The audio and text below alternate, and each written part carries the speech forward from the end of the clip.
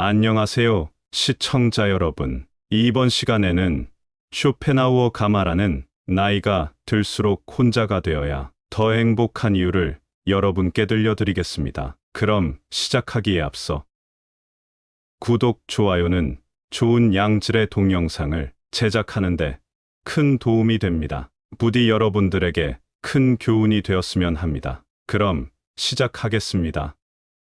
인간 관계를 하는 데 있어서 타인에게 너무 베풀거나 친절하게 대하지 말아야 합니다. 당신이 베푼 호의가 좋은 사람에게 전해진다면 그 호의는 기쁨으로 돌아올 수도 있지만 안타깝게도 대부분의 사람들은 나를 무시하고 얕보기 마련입니다. 그리고 자신의 재능을 쉽사리 과시하지 말아야 합니다. 자기 재능을 크게 과시하는 것보다 더 어리석은 사람은 없습니다. 남들보다 재능이 뛰어난 사람이 가장 먼저 해야 하는 일은 가진 재능을 감추고 드러내지 않는 것입니다. 재능을 과시하는 순간 공격이 대상이 됩니다. 어떤 방식으로든 과시를 해서는 안 됩니다. 상대방에게 나의 월등함을 과시하게 된다면 격렬한 열등감과 분노심을 일으키게 됩니다. 상대방은 결국 나에게 복수심을 품고 모욕을 주어 안갚음을 하고 싶어 하기 마련입니다. 인간이란 본래 자신과 비슷하거나 자신보다 열등한 사람과 있을 때 가장 큰 편안함을 느낀다는 사실을 잊지 말아야 합니다. 어릴 때 친했던 친구들과 시간이 지날수록 멀어지는 이유도 이와 비슷합니다. 오랜 시간 자신만의 삶을 살며 어릴 때의 친구들과 비슷한 부분이 사라졌기 때문에 점점 멀어질 수밖에 없는 것입니다. 그러니 나의 안전을 위해 나의 뛰어난 점을 너무 드러내지 말고 재능을 드러내야 할 때와 숨겨야 할 때를 구분하여 다른 사람을 안심시키는 게 바람직합니다. 자신이 어떤 슬픔을 겪고 있는지에 대해 말하지 마세요. 슬픔은 공유해서 좋을 것이 없습니다. 슬픔은 기쁜 사람도 부정적인 감정으로 물들이게 합니다. 나의 슬픔을 위로해주지 않는다고 그 사람을 비난하지 마세요. 아무리 친해도 결국 타인인 다른 사람에게서 무엇을 더 얻으려 하는 것이 나쁜 결과를 초래합니다. 결국 인간은 누구나 혼자입니다. 의견이 불일치하거나 생각이 다를 땐 이 인간은 서로 증오하면서 정신적인 상처를 주고받게 됩니다. 만약 반박을 해야 할 때는 반박을 하기에 앞서 그가 그렇게 생각하는 이유가 자신의 이익 때문인지 혹은 어리석음 때문인지를 먼저 간파해야 합니다. 우리는 대화를 나누다 보면 나와 반대되는 얘기를 듣거나 가치관이 다른 얘기를 듣게 됩니다. 이럴 때 즉시 반박하는 것은 좋지 않습니다. 왜냐하면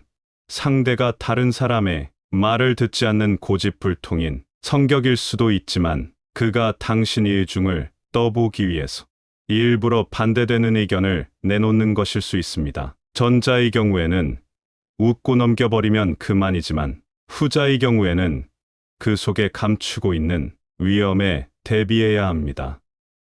건전한 논쟁은 좋은 일입니다. 하지만 건전한 이유가 아닌 그저 당신의 속마음을 알아내려는 교활한 속셈을 가진 사람을 대할 때에는 경계심을 항상 지니고 있어야 합니다. 이럴 땐 마음의 빗장을 단단히 걸어두는 것이 지혜롭습니다. 개인적인 비밀을 사람들 앞에 드러내지 말아야 합니다. 개인적인 비밀을 남들에게 얘기할 필요가 없습니다. 좋은 비밀은 질투를 불러일으키고 나쁜 비밀은 상황이 나빠지면 결국 나에게 약점이 되는 법입니다. 따라서 개인적인 비밀은 마음속 깊이 숨겨두어야만 합니다. 아무리 친한 친구에게도 객관적인 자기 모습만 보여주는 것이 좋습니다. 객관적으로 바라보면 친구도 결국 남이기 때문입니다. 적에게 알려서 안 될 일은 친구에게도 알리지 말라는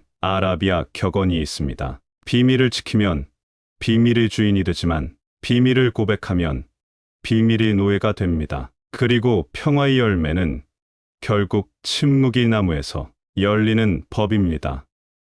말이 많으면 말실수가 느는 법입니다. 과묵함은 처세의 근본이란 사실을 우리는 결코 잊지 말아야 합니다. 상대의 인격을 무시하는 말을 해서는 안 됩니다. 비록 천하고 가련하며 비웃음을 받아 마땅한 사람이라 할지라도 그의 인격을 무시해서는 안 됩니다. 아무리 나쁜 인격자를 만난다 하더라도 이 세상엔 저런 존재도 필요할지도 몰라라고 생각하고 이해하는 것이 좋습니다. 오히려 모든 사람들의 인격 속에 존재하는 영원성이나 불멸성을 찾는 것이 필요합니다. 모든 사람의 천성은 결코 쉽게 변하지 않습니다. 지나치게 관대하고 다정하면 상대방은 무례해집니다. 인간은 자신을 찬양하는 사람보다 자신을 경멸하는 사람에게 더 신경을 씁니다. 사람들이 한평생 수많은 위험을 무릅쓰고 땀 흘려 노력하는 원인은 무엇보다도 남들에게 인정을 받기 위해서입니다. 반드시 인정하는 말을 하려고 노력하지는 않아도 괜찮습니다. 그러나 절대 무시하는 말을 하면 안 됩니다. 인격을 무시하는 공격적인 성향은 언제나 비이성적인 말을 동반합니다. 환경이 변하면 이해관계도 변하기 때문에 상대방의 태도나 행위도 달라질 수 있음을 명심해야 합니다. 말이나 표정으로 부정적인 감정을 드러내는 것은 무익하고 위험하며 우스꽝스럽고 어리석은 일입니다. 인간이란 모두 같은 공통점이 있습니다. 그들은 칭찬을 받으면 비록 사탕발림이라는 걸 뻔히 알면서도 흐뭇해합니다. 인간의 이런 특성은 이해하기 어려울 만큼 어리석고 무의미할지도 모르겠습니다. 나의 걱정을 남에게 말하지 말아야 합니다. 당신이 직면한 문제를 절대로 남에게 말하지 말아야 합니다. 사람들은 남의 일에 신경조차 쓰지 않을 것이고 그 아래 사람들은 당신이 문제에 처했다는 사실에 몹시 기뻐할 것입니다. 언제 닥칠지 모르는 사건 때문에 마음의 평화를 잃는 일은 없어야 합니다. 이를테면 우리는 불행한 일이 절대로 일어나지 않을 것이라거나 적어도 지금 당장은 일어나지 않을 것이라고 생각하는 것이 유익합니다. 걱정에 대한 상상력을 억제하여야 합니다. 걱정은 한 번 시작하면 좀처럼 걷잡을 수 없게 됩니다. 거센 폭풍의 기운에 휩쓸린 것처럼 제멋대로 자라는 것이 걱정의 특징입니다. 걱정에 대한 상상력은 모래성과도 같습니다. 우리는 걱정으로 모래성을 쌓지 않도록 반드시 경계해야 합니다. 걱정이 모래성은 많은 열정만을 낭비할 뿐입니다. 걱정으로 세운 건물은 단 한 번의 한숨으로 무너져 내릴 만큼 허망합니다. 그러나 무엇보다도 주의해야 하는 것은 불행을 상상하면서 걱정하는 일입니다. 바로 눈앞에 불행이 닥치기 전에는 미리 걱정하지 않는 것, 그것이 지혜로운 자의 행동입니다. 청년기에는 주관이 지배하고 노년기에는 사색이 지배합니다. 다시 말하자면 청년기는 작가로서 알맞은 시기입니다. 그리고 노년기는 철학에 적합한 시기입니다. 실천하는 데 있어서도 청년기는 주관과 인상에 따라 결심하지만 노년기에는 대부분이 사색한 다음 결정합니다. 인간은 누구나 홀로 서게 됩니다. 결국 인간의 행복은 얼마나 홀로 잘 견딜 수 있는가에 달려 있습니다. 남들이 뭐라고 생각할까? 늘 이런 생각에 사로잡혀 사는 사람은 본인 스스로 노예로 만드는 것입니다. 노예는 늘 주인의 눈치를 살피고 주인의 명령을 따라야만 합니다. 하기 싫은 일이 있을지라도 그것을 따라야 합니다. 결코 노예로 살아서는 안 됩니다. 정신적으로 풍요로운 사람은 완전한 고독 속에서도 자기 자신의 사유와 상상을 통해 탁월한 즐거움을 누립니다. 행복과 세상의 본질은 무엇일까요? 이 인간 세상 어디를 살펴보더라도 그렇게 대단한 것을 얻기는 쉽지 않습니다. 세상에는 고난과 고통이 넘쳐 흐르고 있고 이 인생은 고통이 담겨 있습니다. 이러한 상황에서도 우리를 직간접적으로 행복하게 해주는 것은 다름 아닌 내 자신의 마음입니다. 마음의 명랑함이 무엇보다 중요합니다. 이 인간을 불안하게 만드는 것은 대상이 아닌 대상에 대한 의견입니다. 행복이란 외부 어디에도 없으며 자기 자신이 그렇게 느끼기에 행복한 것입니다. 행복하게 살아간다는 것은 불행하지 않게 견디며 살아가는 것입니다. 행복은 쾌활함이 정도에 비례해서 커지며 쾌활함은 육체와 정신적인 건강에 좌우됩니다. 건강한 거지가 병든 왕자보다 더 행복합니다. 나무가 튼튼해지기 위해서는 바람이 필요하듯 이 인간이 건강해지기 위해서는 운동이 필요합니다.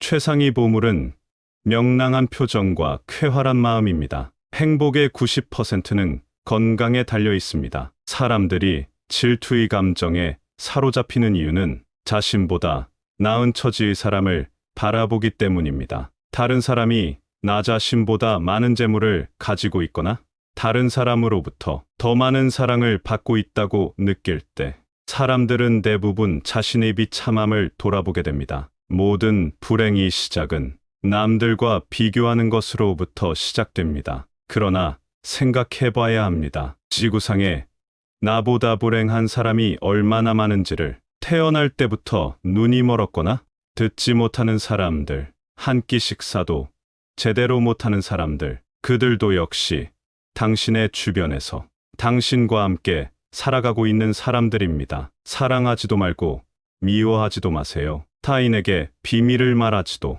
타인을 무시하지도, 타인의 의견에 반박하지도 말며 걱정을 말하지 않는다면 더 나은 인생이 될 것이 분명할 것입니다. 아마도 이러한 말들을 지키며 살아야 하는 세상에서 산다는 것은 어처구니가 없을 정도로 슬픈 일입니다. 나에게 주어진 하루를 생각해 보세요. 하루는 아주 작은 일생의 축소판입니다. 아침에 잠이 깨어 일어나는 것이 탄생이여 상쾌한 아침은 짧은 청년기를 맞는 것과 같습니다. 그러다가 저녁 잠자리에 누울 때는 인생이 황혼기를 만든 것이라는 것을 알아야 합니다. 우리는 우리가 살고자 하는 삶이 아니라 나 스스로 살 수 있는 삶을 살아야 합니다.